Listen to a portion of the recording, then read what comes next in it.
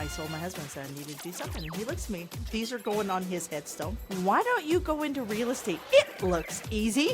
And it's so easy. 87% of the people fail in the first 36 months. But then at the end of the day, it's not your audience, right? It's not the people that you want to impact. Like, what do you want to do with your message? Your podcast is a front of funnel opportunity for people to get to know you, like you, and trust you. Because a lot of times I feel like going through the systems and processes, that intention disappears. It becomes repetitive and people just do it for the sake of doing it.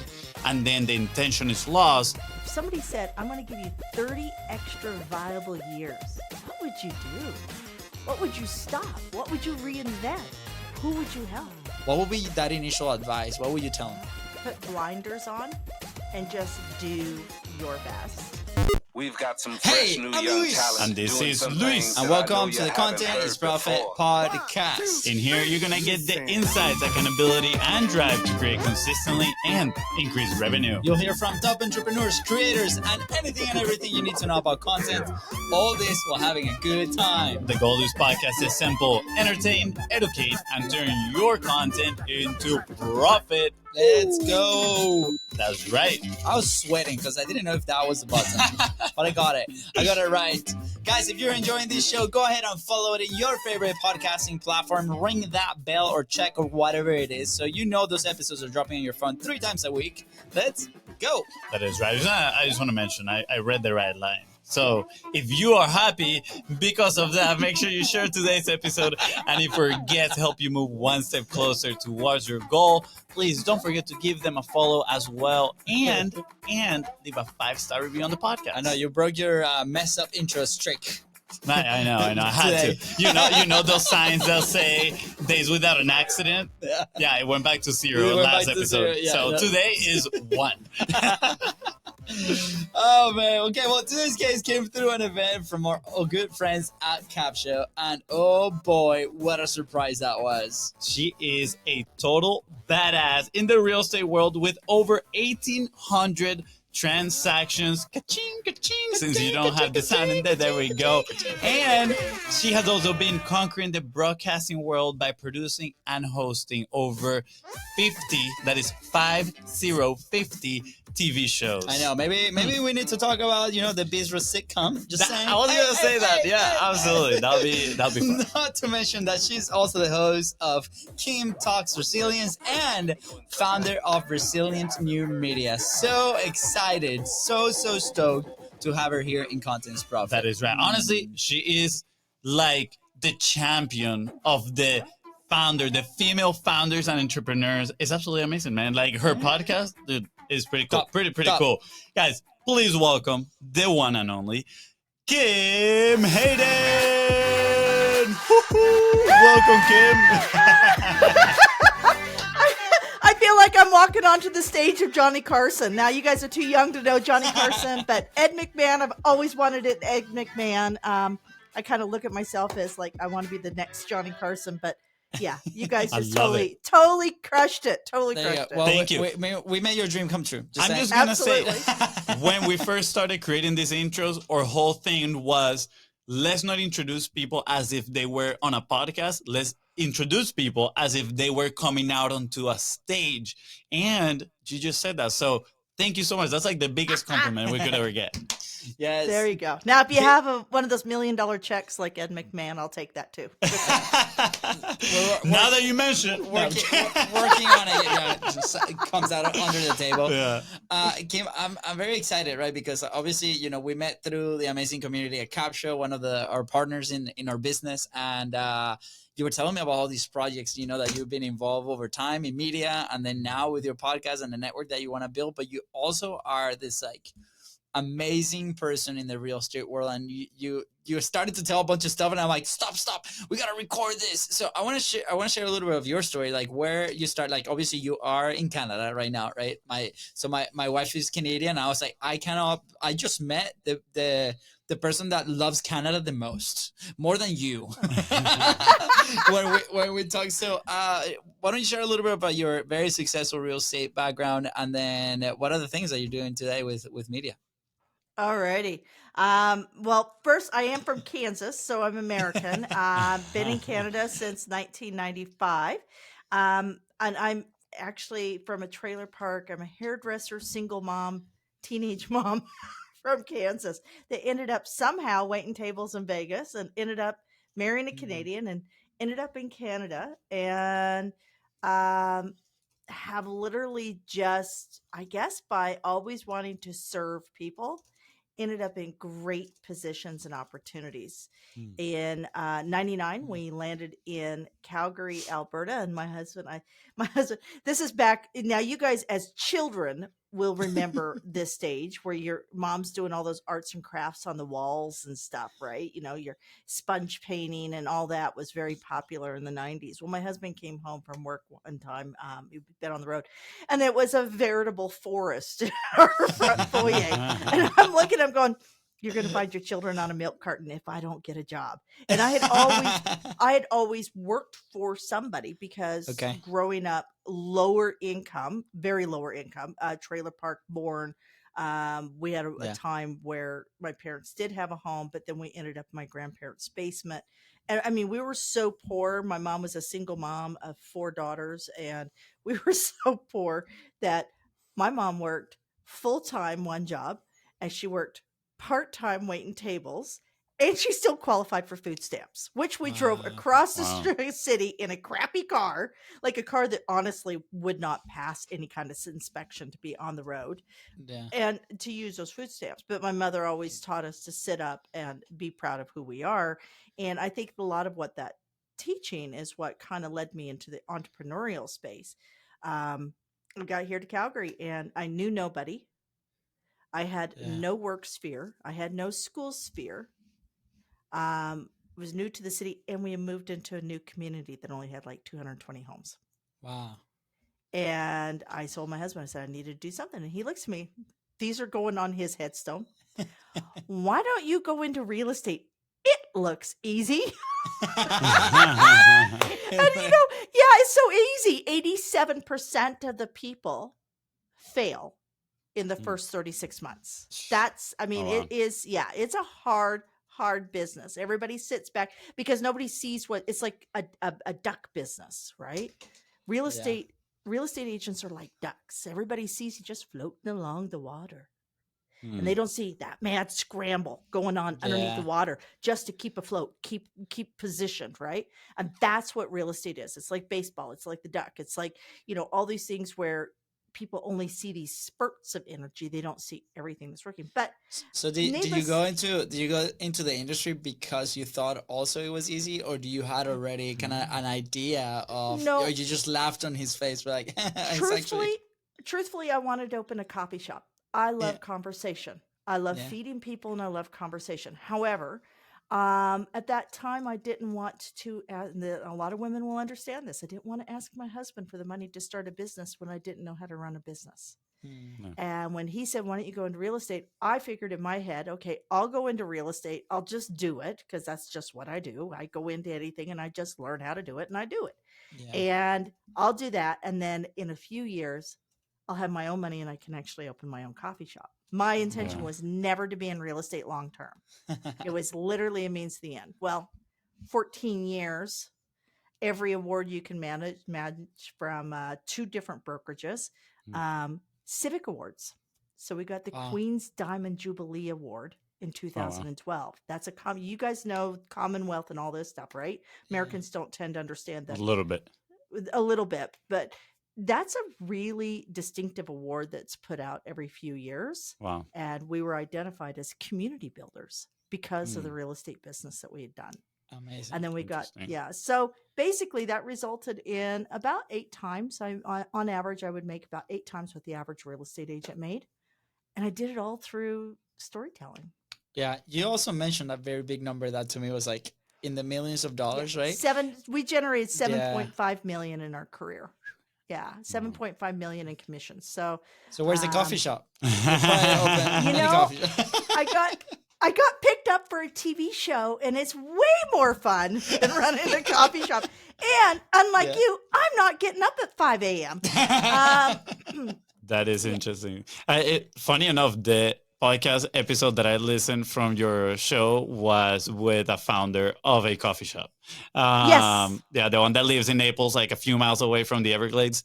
That sounded super interesting. But we have this concept here too, which I think it kind of like applies in the media world as well, which is we call it coffee serendipity.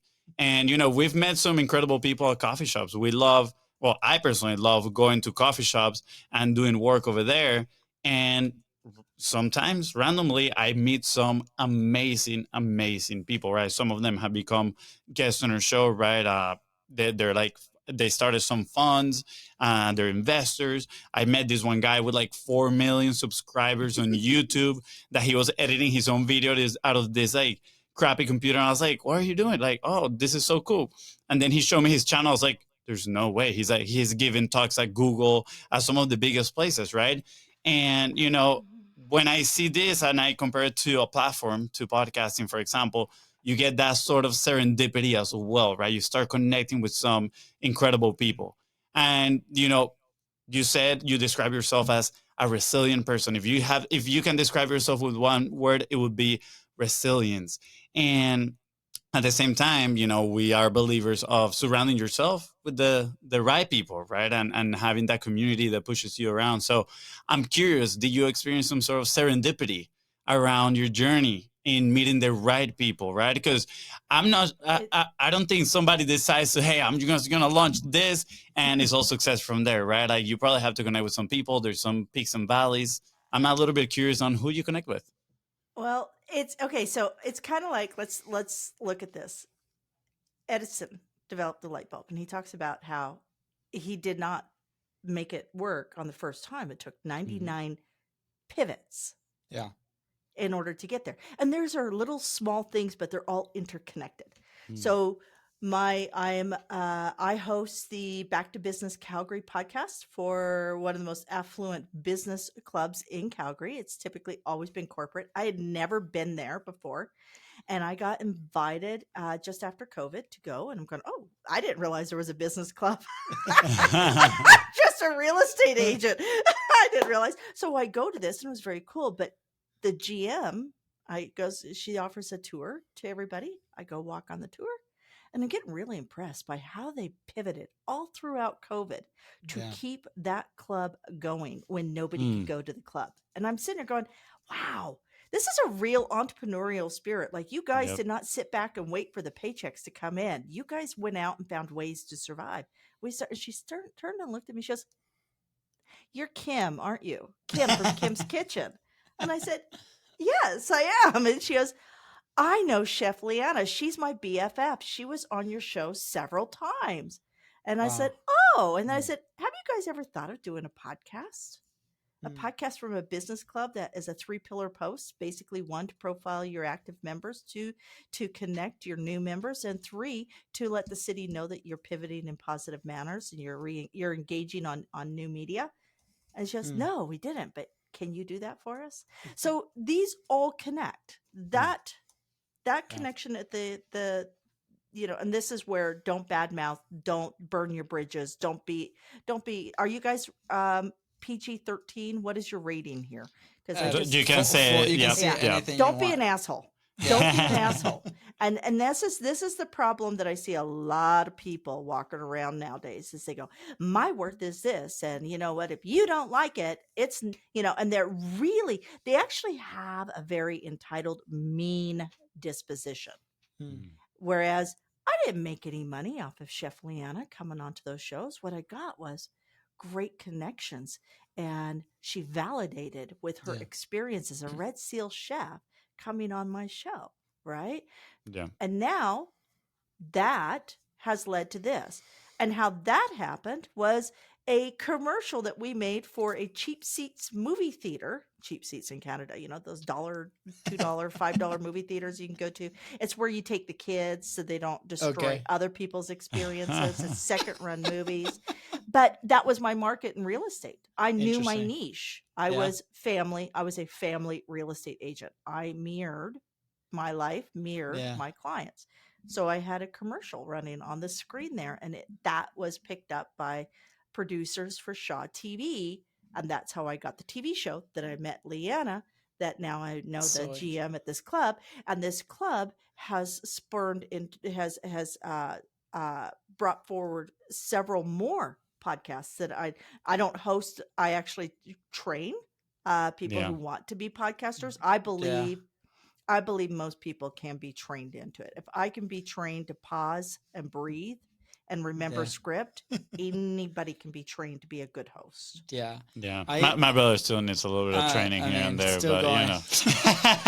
We yeah, the transcriptions cannot pick up my perfect English. Kim, there's a concept there, right? Like obviously, this thing led to the other thing, and the other thing led to this connection. This connection led to this conversation to X, right?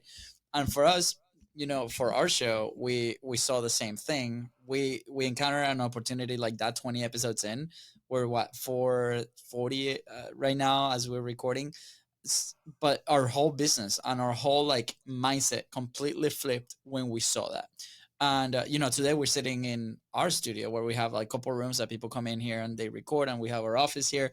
And this business, we ended up buying it 2 months ago from a guest that came to the show. But when he first came, he came twice. The first time that he came was like before the first 100 episodes. We never thought that was going to be an opportunity, but we knew there was going to be something down the road. And we do our best to maintain those relationships. Now, here's the funny part. Like whenever like we have conversations with like brand new people in the industry or people that are launching their shows, right? To paint that picture, it's an interesting challenge, right? Because you're like, okay, we understand that some businesses might have the need right now and they see podcasts as a way to get, money or capitalize immediately, right? Versus other channels, or somebody told them like, hey, I made $7 million out of a podcast episode. I'm like, what? How? Like 20, whatever, right? And there's like these many ways that you can actually monetize a show. But what we found that is very consistent is these relationships. So what will be your advice for maybe like that business owner that's coming in, or that person that's launching a show and is trying to find their footing? They know this is the way that they want to communicate, right? For us, it was that way. We're like, this is the only way that we can be consistent. We've tried all the others, and this is the only way that fit in our personalities to be consistent. What would be that initial advice? What would you tell them? I would say put blinders on and just do your best. Um, I think a lot of people go, everybody else is talking about this. How am I going to do it? Right? Why Mm. would somebody listen to me? Shakespeare is quoted in saying that there's only 7 original storylines, and yet each voice brings a different awareness to a subject. And message matters, people matter. And for every one person that's willing to step up and speak and be seen, there's 1,000 people who are sitting there going, I wish I had that courage, Mm. or I wish I was in that person's spot, or that's who I want to be. And if somebody is truly looking at podcasting, they have to understand this is the long game. Frequency and consistency, I believe you guys say. I absolutely agree. Frequency and consistency, and understanding that podcasting is equity in messaging, Mm. meaning that there are people out there who will not read your newsletter, so they're not getting your message. There are people out there who are visually impaired and will not watch your video, and they are not getting your message. By creating an audible space that people can engage in when they're busy, or if they're, have a physical limitation. My husband is dyslexic. My daughter is dyslexic. So reading and writing is not their best friend until ChatGPT. Oh my God. love the AI that's coming out because it's opened up entire worlds. Yeah. But the reality is a business person today, you don't need everybody to be your client. You need one person at a time to be your client. And I remember working with new real estate agents, and they're going, oh, I've only had 20 showings. And I said, how many people can buy the house? And they go, well, one. And I said, then you only need one showing for this sale to be successful. So if you've had 20 showings, what's wrong within your product placement or presentation? Yeah. So that's what I would say is put the blinders on. Don't look at what everybody else is doing. You do you. You do you genuinely, authentically from your voice, what you think your podcast. There is no set rule as to what your podcast should be. Yeah. It is what you choose for it to be. And the more authentic and real you are within your messaging and the people you bring on, the closer you will be to that next great client, that next great speaking opportunity. And if you're expecting people to come along and pay you to sponsor your show, suck it. Not going to happen. Not going to happen unless you are a well-known name that can drive downloads fast. But if you can drop frequently and consistency, I promise, give it a 1 year, truly lean in hard, 52 episodes, you will see that all those connections is where the gold is. Yeah. And you will see it in your business. I love it. I mean, just last night we had somebody come in here and record, and he rotates co-host, right, which is super interesting to me. And the co-host that came last night is somebody that works in cybersecurity, and he came into the studio, and they were doing a first interview, so he waited with me in the lobby, and I was working, and he's just chatting, and he's like, man, this is the first time. This looks kind of cool, whatnot. And then, like, educate me about podcasts. So I started, podcast 101. It's like, what do you know? He's like, nothing. So we started talking about this, and main question, right? How do you monetize podcasts? I'm like, okay, here we go.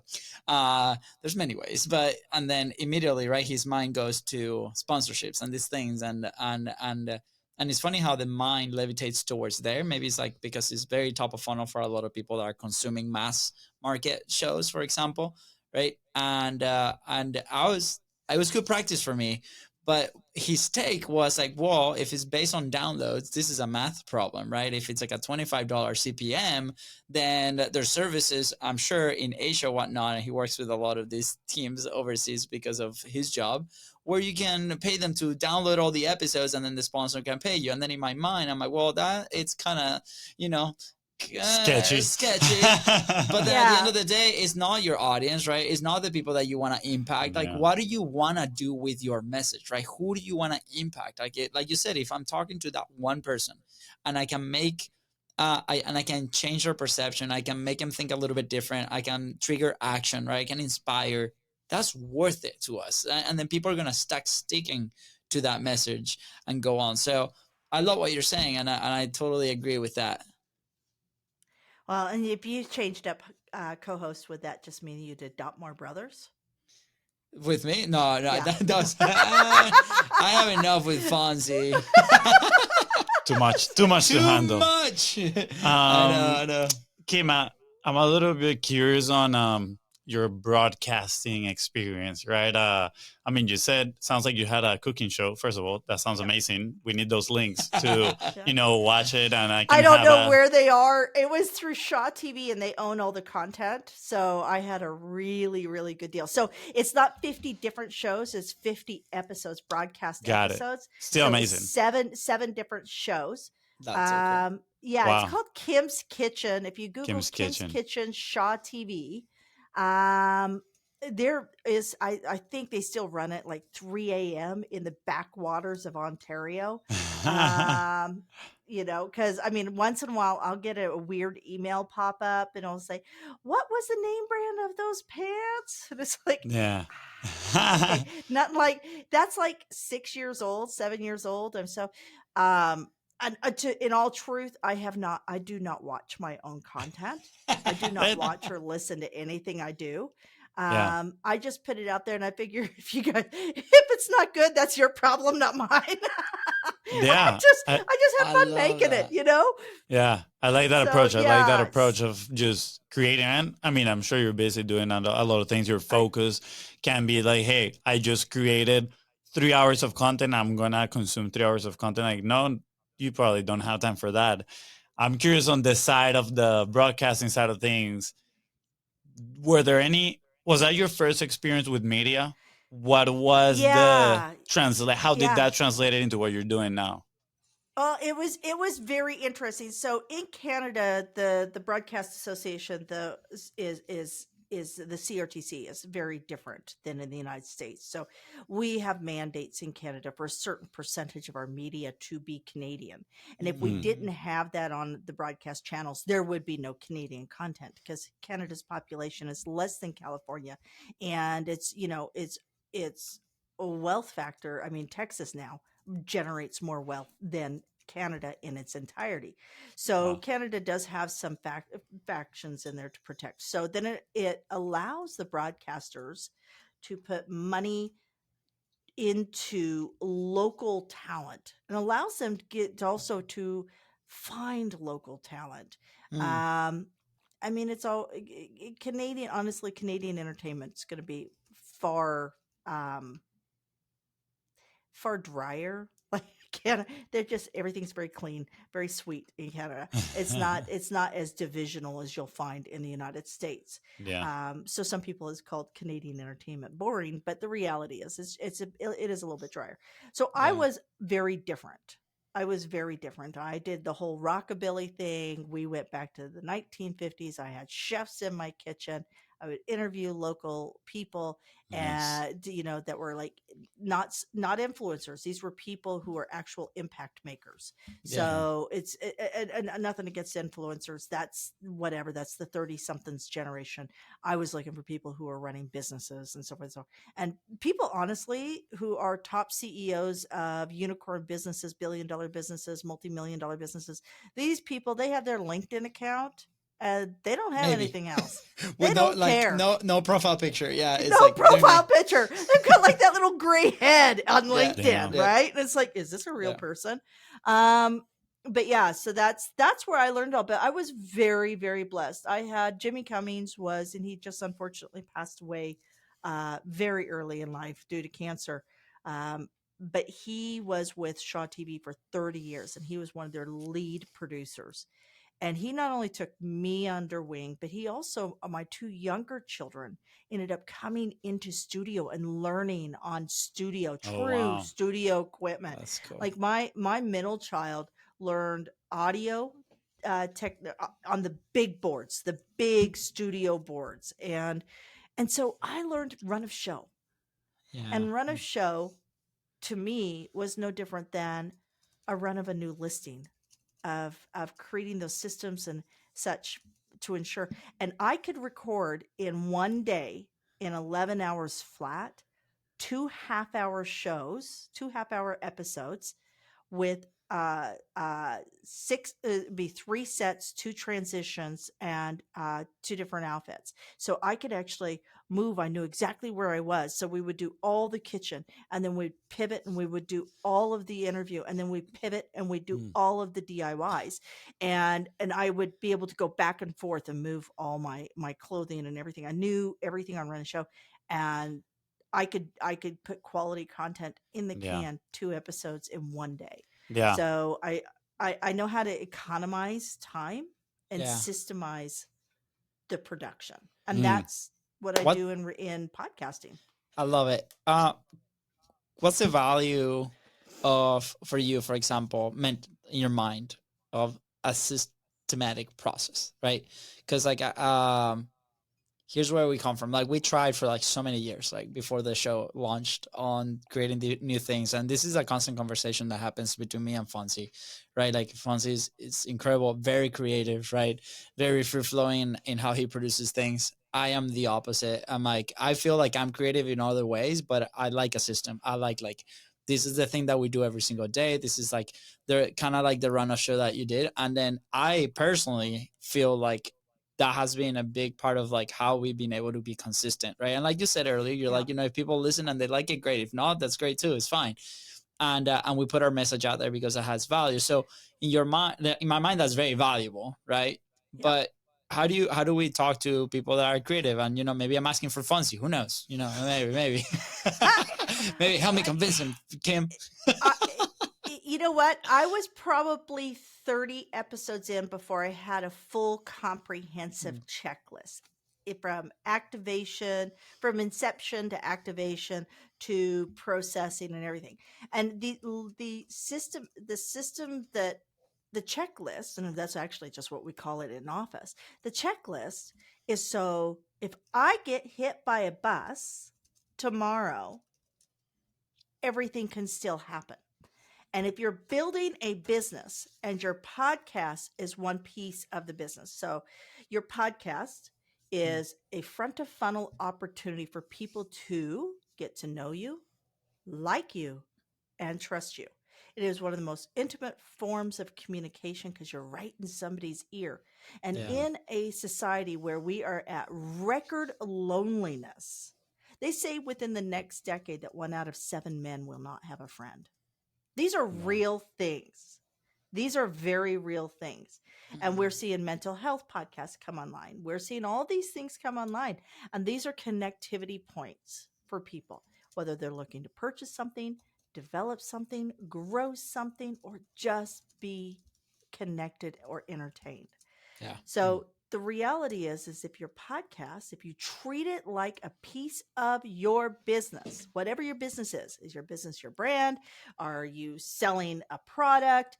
Are you, inventing something? Whatever your business is, for the purpose of developing your podcast, treat that with as much intention as if you went out and hired somebody to build a $5,000 funnel. And then you were putting $500 a week behind it on Instagram or Facebook. Because you don't have to put that $5,000 into a funnel. You can put that $5,000 into your podcast, which becomes your voice. And having that system, whatever works for you, if you like to have 4 audiograms from each episode, but no video, go for it. Whatever works for you. But have a systems checklist, because if anything were to happen to you, God forbid, what if the world had a pandemic and you got sick for 4 months? Weird shit happens all the time. Yeah.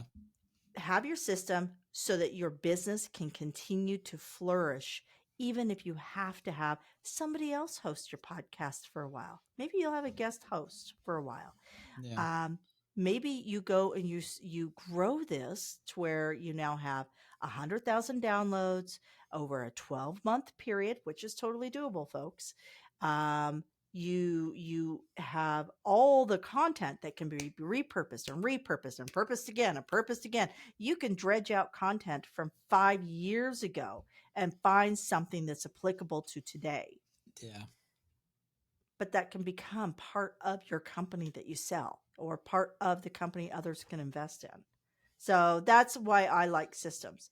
If I get hit by a bus and I am unable to actually do it, I know that I can walk somebody through the system, or they can go through the system, and it's pretty self-explanatory. Yeah, makes sense. Well, first of all, if my brother gets hit by a bus, poor bus, first of all, because he's been working out. He's been working out a lot. So I'm going to say poor bus. That bus will split in half. Yeah, you'll Superman that. Yeah, right?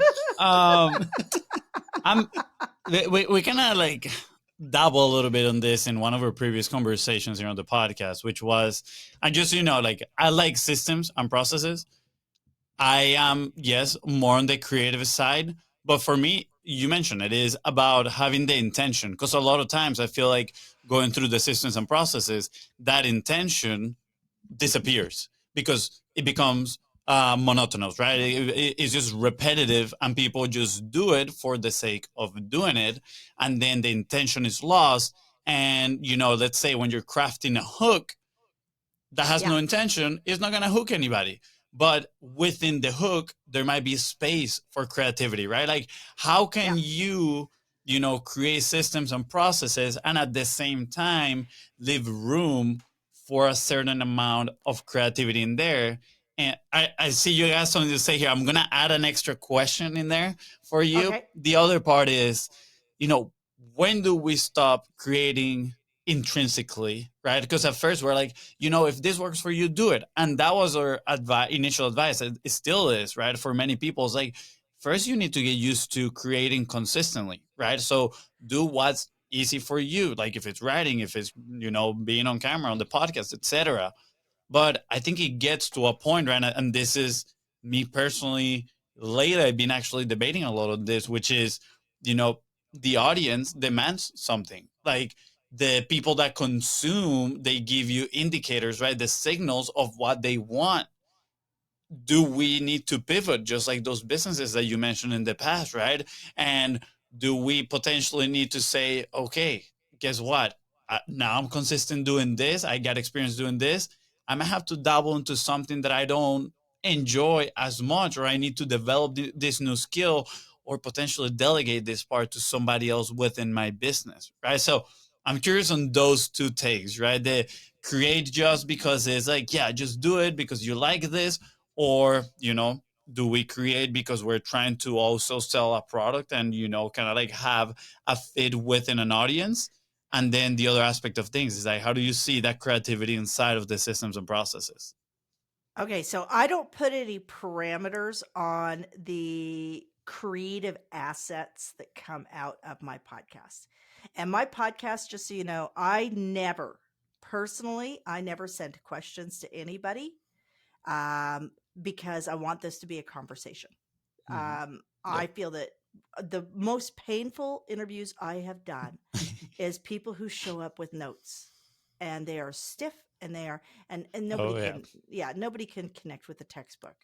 Um, so I leave those fluid, and I about every 13 episodes or season, I don't, I don't put any, season 1, season 2 or anything like that on my podcast, but I kind of look at things about every 13th episode. I'm going to shake up. I'm going to change the look of my audiograms. I'm going to try out a new thing for my shorts, we change things up. We'll change out the thumbnails, Mm-hmm. so 13, there's a reason why they always had 13 as a season in broadcast television. It's because that's a quarter. And we Mm-hmm. as human nature will work in quarters. If you want to quit smoking, you're going to take 3 months, which is a quarter. And we know that you can recreate that habit. If we want to hook you on a season, they have this whole story that happens in a TV show, right? If you look at it, so it's building, building, and they hook you and then they bring you down, Oh yeah. and whether or not they want to close it. So that's if you've looked at your podcast and go, okay, I know that every 13th episode, I want to go back and take a look. Who is, and always know who your avatar is. Do not, I love this. This is my favorite with from real estate agents. I'm going to pick on real estate agents. They go, who's your audience? And they'll go, anybody who's looking to buy a house. It's like, you're an idiot. No, no. Who is your audience? I was successful because, and I had agents tease me all the time. Agents made a quarter of what I made would tease me all the time that I worked in my bubble. Here's the reality. I knew exactly who my avatar was. So I knew what my marketing materials were. I knew Yeah. where I would show up and meet them, and I knew how to engage them. Yeah. I did not go beyond that, and that's okay. If you want to, but see, I'm an entrepreneur. I'm in business. So you asked the second question. So yes, I leave fluidity around the actual content. If I see something cool, I just had a short sent to me by my husband on Instagram. He goes, "Ooh, this is really cool." It's like, "Ooh, that is cool. I want to know how they Yeah. did that, and I want to do that in the next round." Or maybe we're going to implement that on our new show, Pod Talk Today, that's going to be launching in October. Maybe Yes. that's what our shorts are going to look like. So there's all sorts on the creativity side to Yeah. expand in the assets. Yeah, right? absolutely. I'm curious, by the way, when you have a chance, send us that because I'm curious. I want to see how that that reel looks like. Yeah, it was really cool. It was really, because it was like a stock motion with video with motion, right? Yeah. So it's that stop, but it was all these different. It was just really cool. And I'm going, Interesting. that's cool. So I have that saved. I'll share that with you. I'm going, I think that's going to be my Pod Talk Today Love it. template for the shorts. But to the other side is, when does it become too much where you're 100% for business? That's up to the individual.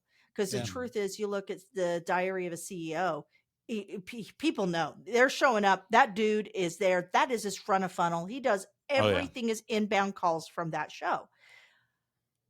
But you know what you're showing up for. If I'm showing up to, so let's take hypothetically. somebody has started a women in menopause podcast, right? Their product that they sell is going to be, let's say, some sort of cannabis. And I don't know if this actually exists out there, but I think Yeah. this actually could be a good show. Mm. Maybe their product is some sort of uh, cannabis, set that would have, moisturizers, conditioners for your hair, things like that. So I'm just making all this up because there are certain things that this happens. If they're only talking about the product, but they're not talking to the person or talking to that's where you start crossing the line. If every 3 minutes you have a sales pitch, that becomes a turnoff Yeah. because story sells.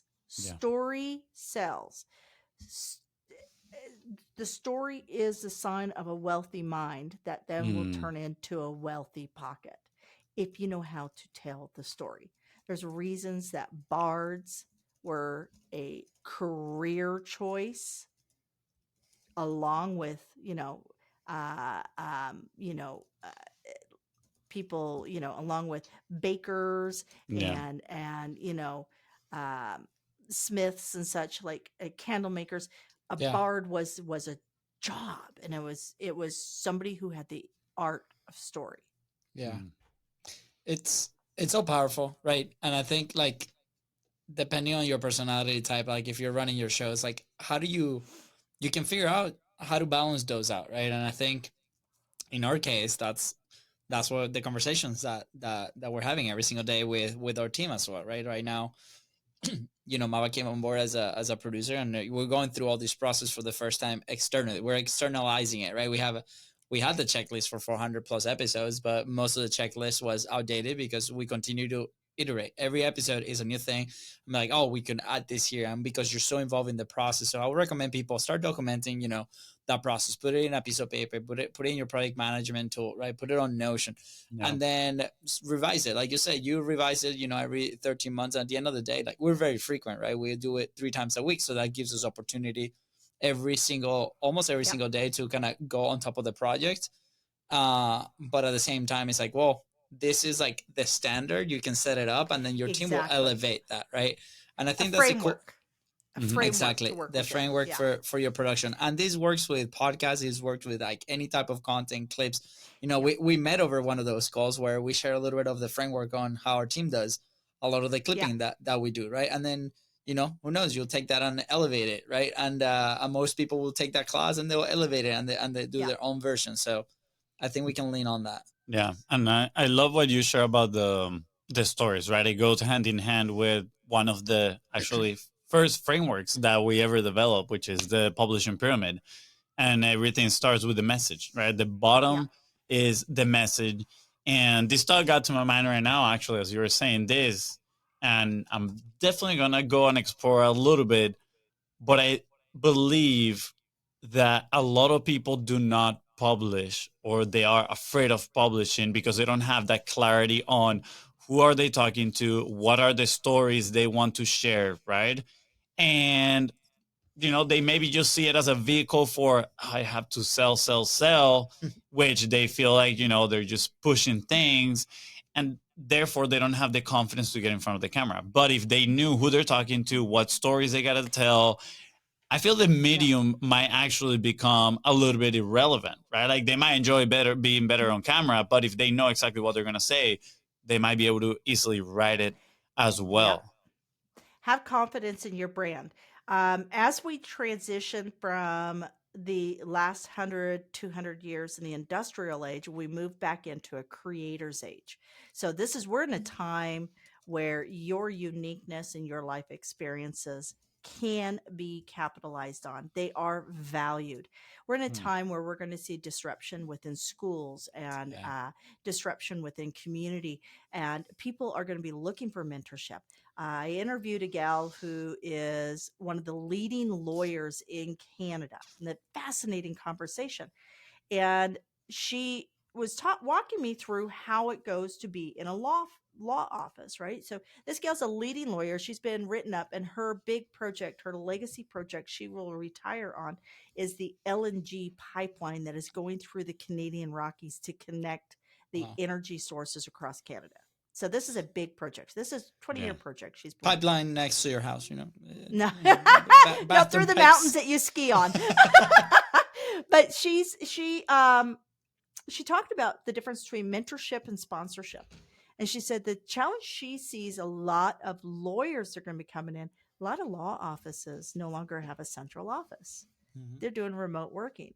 And yet new lawyers, just like new hairdressers and new doctors, all these people do an internship and they learn from the people of which they're working. And if we remove that, how are they going to accelerate? How are they going to accelerate to the top of their game, to the top of the opportunity? It's going to be through these experts speaking to them that will have coaching programs and mentorship programs available. And so it's really about creating connectivity where we've lost connectivity in a society now that is transitioning from hammer and tong to voice and message. Yeah.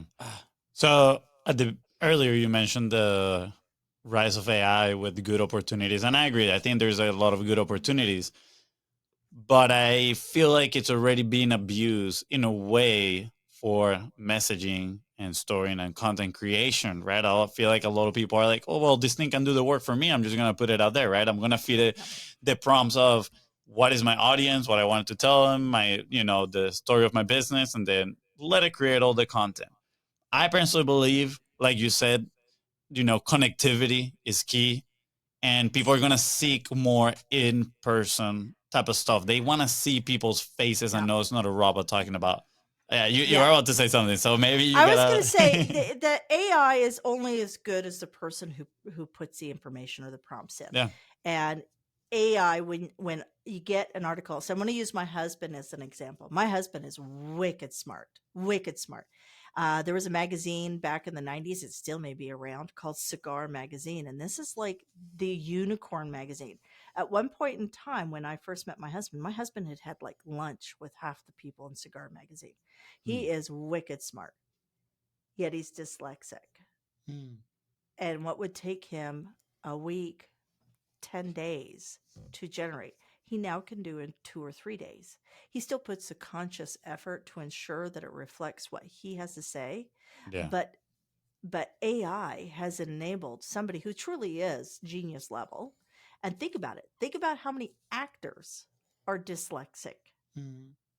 Think about how many wickedly smart people out there that all of these AIs are going to open up. The difference is true people with true messaging and true intellect will take that as a starting point and massage that article, and they'll change that language just enough so it's truly them, right? It's truly the meaning behind the message. I was speaking to a gal who is in film and television, and this is a real hard one because we have the writers' strike. And I know a lot of people who are creatives, and writing comes intrinsically. Like it's part of who they are. They're really, really getting very protective around, I'm a writer. And, I think we should ban all AI. The reality is you could take somebody. I think Will Smith is somebody who's dyslexic. I think there's quite a few, and I shouldn't bring up Will Smith because he just shouldn't have done what he did. But there's a lot of people with great stories that would not be able to tell them if not for AI. Yeah. So I do think that there's a respect level that we have to do, but AI is moving so stinking fast. What we don't realize is we think of AI in the creative. I just interviewed a guy who's using AI to diagnose cardiology issues. So they just dropped this program called Cardi AI in Canada that's in all of the ambulances. It's an ambulatory cardiac testing. and it's all done with a drop of your blood, because Wow. in your blood is whether or not you're in cardiac arrest, because it creates certain proteins and enzymes in your blood, or if this is a symptom of something else going on, right? Yeah. Is, because a lot of people will mistake a panic attack with a cardiac arrest, right? Yeah. Am I having a heart attack? Yeah. So that's AI. That's Yeah. AI. Yeah. AI is right now being applied, and I don't think we can slow the bus. I don't think we can, and I will tell you why. The easiest application for AI was obviously in the creator space. Mhm. However, what we're learning from the creator space is being applied to AI in the medical space. And we've only started scraping this. There is AI that's going to save our children and grandchildren. There is AI that's going to be coming along that will actually help in the medical field. Generation Alpha, that's children under 12 years of age who have only been in technology. They were born in technology, right? They Yeah. will never live a life without technology. Those children actually have the opportunity to live healthy well into their 130th, 140th year due to the technology that's being developed for med tech through AI. Now, what a gift if you could give your child, if somebody said, I'm going to give you 30 extra viable years, Yeah. what would you do? Take Yeah. it. What would you stop? What would you reinvent? Who would you help? Yeah. Mhm. Yeah. So if we said we're going to give you a third more viable life, everybody gets to Betty White this life, right? Everybody gets that. We know genetically that's not the thing. So I say Yeah. that instead of fighting against AI, just use it to your best ability. I think that people will end up picking up the cues on AI. When you see unlock one more time on somebody's, podcast title. Hey, I'm guilty sometimes. My poor podcast, Kim Talks and 500 Doors, are kind of the shoemaker's children, because this is where I test a lot of stuff out. So Yeah. sometimes I do cut corners on, I just like, oh, well, I'll just adjust this just so it gets done. But, It always like comes yeah, back unlock. yeah. Yeah. Unlock your stuff. No, Wait, one second, real quick. I mean, I love this. Obviously, the question at first was from the point of view on the creative aspect, which what you mentioned, I think it's interesting. I think obviously, like, it hurts people's ego, right? Like you said, especially creative people, that is, the thing that comes from within. Now something else is kickstarting that process, right? But like referring to what we talked before, it's about intention as well. Yes, there is people that are using it and abusing it, and that's probably why a lot of people have a lot of friction with it, because they see all these people just pumping things without intention. But then you have other people that are using it with intention, and they're creating Yeah. some incredible things. But obviously then you have the other side of the coin of AI that we actually haven't really explored that much. At least I haven't explored as much, which is all what you were just talking about right now, right? Like how many people is going to help, like this technology is just going to enable a lot of progress in a lot of areas and a lot of good for a lot of people. And I personally believe that is a tool, just like anything else. So it depends on the people that is using it, right? The people that are leveraging it, and it can either be used for good or it can either be used for bad as well. So hopefully, the focus and the clever people, the very smart people use it for the good side of things. But on the creative aspect, if you're listening right now and you're maybe fighting a little bit of your ego, because, that's personally me on kickstarting the creative process with AI.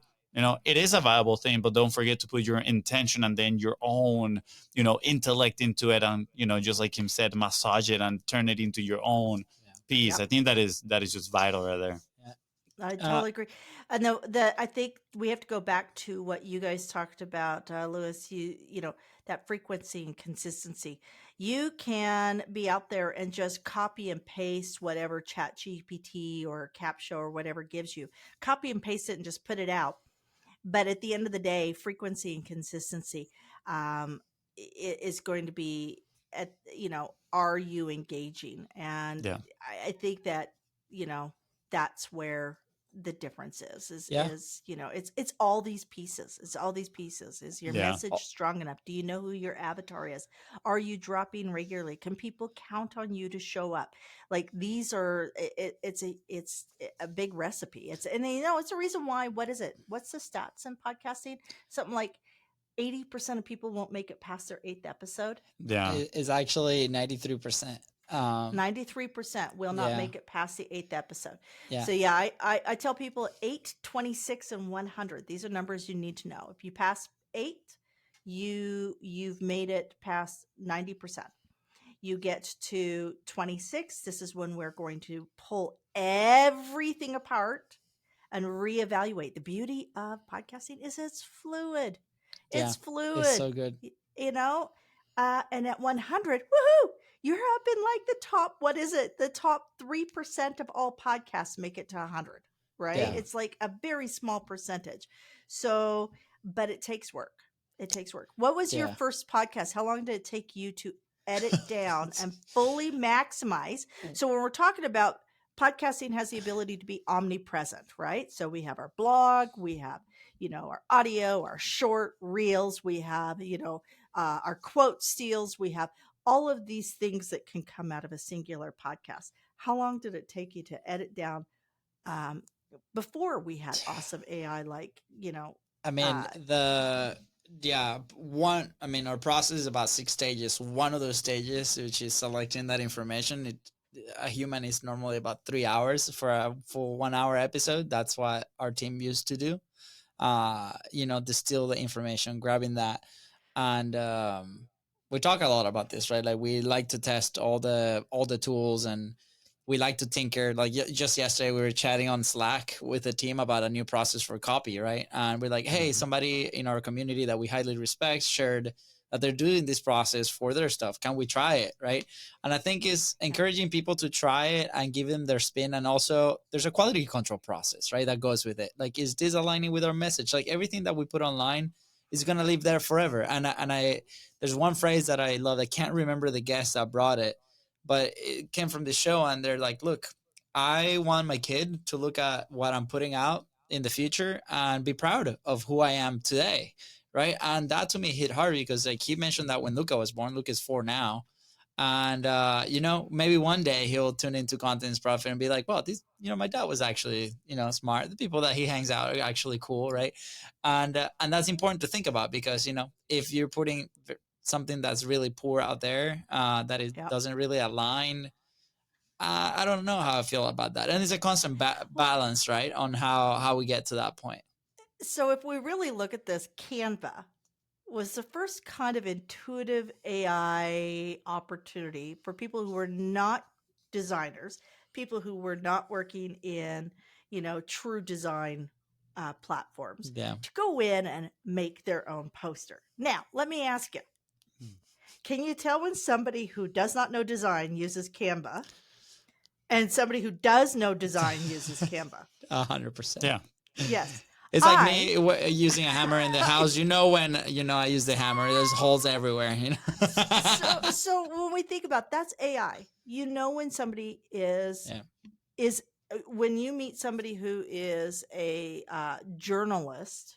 I mean, I talked to a gentleman yesterday he has a PhD in governmental journalism, and I can guarantee you that what I would put out from ChatGPT on government journalism, even if I massaged it, would not even come close to what he could do with the tool. He would just do it 3 times as fast. Yeah. Yeah. And it's so valuable, right, in this day and age. But we should do an episode all about AI at some point. We haven't really done this, but I have we have had a concept of a show that we want to eventually start just called Two Brothers. And it's about having seasons. Right now, we know that the seasons have to be about 13 episodes.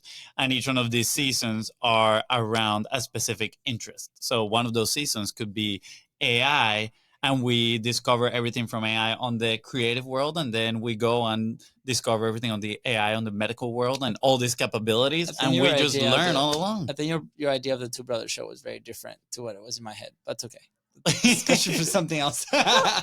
Is there a show called Brother Brother or Brother, Brother Brother? Where Art? Yeah, Brother Brother. Who Brother knows? Brother would be I funny. mean, Brother. Welcome to Brother Brother. Yeah, I don't know. That'd be a good see. one. Yeah. Yeah. Kim, I mean, I will take your advice. You've been in broadcasting. Yeah, for many years, exactly. so yes, She I'll knows what take she's it. talking about. I wanted to. So down in Warm Springs, Montana, Warm Springs, Warm Springs, Montana. There is I think it's Warm Springs. There's a studio production house that puts out a lot of like National Geographic content, and they travel all around. And we had pitched to them. Mama's Boys as a renovation show because Yeah. I have two boys. One is good is the money one, and one is my hippie. I can take anything and build anything out of it. Yeah. And these two guys, my sons are just crazy. And I'm sitting there going, can you imagine a show? I'll be the real estate agent, and these are Mama's boys. And my boys are both redheads. They're both redheads, 6'4" gingers. Wow. They're going. Wow. They're going, I don't know if I want to be called Mama's boys. But it's sellable. It's sellable, right? Yeah. Yeah. I've had this idea about the Bizros, like what's it called, sitcom comedy show type of Friends, How I Met Your Mother style, where it's like the two brothers with the people in the studio, people coming in every day in the studio and just documenting that with like 3 different stages. And one day it will happen. We'll see. Well, it'd be interesting to interview like celebs with their siblings. Like if you look at Brene Brown, right? She has her 2 younger sisters. She has a podcast. Her younger sisters are twins. It'd be really cool to host a podcast for siblings. Right? Yeah. So That would be a good. How do you navigate the Thanksgiving holiday without killing your siblings? Yeah. I mean, just today I was listening to an episode of they were talking about these big influencer businesses like Kylie Jenner, for example, or like Jessica Alba, but not about them, but about the operator, the person that actually runs the business. Super interesting. So kind of like a concept like that for brothers and sisters. But Kim, this has been an absolute pleasure. I mean, I'm just gonna say we can buy brotherbrother.com for $5,600. Pocket change. There we go, If brother, somebody brother. wants to gift it I like to that us idea. I online, like that idea. Actually, let us know. Brother. I think it's a catchy name. And Sounds I like think you need to have banjo music. So I don't know if you guys have seen that show, Brother, Where Art Thou? Where art thou? Yeah, it sounds to me like a Disney movie, Brother. No, it was George Clooney, and it was one of those indie kind of off, but it's so good. Watch that. Okay. Do Brother, and that's the type of soundtrack. Wait, what is it that we need to watch, brother? What? Oh, I think it's Oh Brother, Where Out There. Yes, that they're kind of escaping the jail or something. Like, yes. is that it? Yes. Okay. Yes. I've seen the movie. It's really good. I just can't remember the title. It's really good. Okay, I will be able to find it. Okay. Cool, okay. cool. Right. We'll take your advice, Kim. As we wrap up, last question, right? Like, where will you be today if you never published, if you never put your message out there? I would still be me, but I know that the gal that phoned me during COVID that was running into huge situation around, her daughter, she found out that there was an abuse issue going on, and she didn't know how to talk to her daughter. But because I had shared it on a podcast, I had somebody reach out going, how do I talk to my daughter? That one person I impacted. The real estate agent that came to me that was doing 7 transactions a year and is going to close out this year with probably 35 transactions and being a top 1%. So these are things that you talk about. And if you share your zone of genius, if you share your passion, if you share who you are unapologetically, yeah, I guarantee you there's somebody that just needs that. They need to know that they're not alone. They need that hand up. They want to succeed, but they need that example that they feel connected to. And that's why I believe podcasting is so critical in the sense of you only need one person at a time changes the entire world. So good. That's pretty clap for that. That was so good. That Highest was so praise to good. content profit. I'm just gonna say, when we edit this part, we need to put like a full-on motivational music at the bottom, just rising up, from silence. Although, yeah, it was epic. That was epic. I love it. Mao is cussing at you right now. Yeah. Sorry, Mava. It's okay. Anyways, Kim, it's That was been a amazing. pleasure. Thank you so much. I am so stoked for the people to listen to this episode. We went all over the place, but it all made sense at the end, and I love it. Those are the best conversations. Fonzie, anything else that you want to add? Thank you. That was very refreshing. I loved meeting you. It was, it satisfied all the curiosity that I had. So it was a great conversation. I really appreciate you. Kim, anything else you want to add before we actually head out? I'm just going to say, speak up. Your story matters. Let's That's right. go. With that said, guys, thank you so much for tuning to the Contents Profit Podcast. Go ahead and follow the show in your favorite podcasting platform and on social media at BizBrosCo. That is right. And if Kim here help you move one step closer towards your goal, please don't forget to share this episode and leave a 5-star review. See ya. Bye, guys. Take care.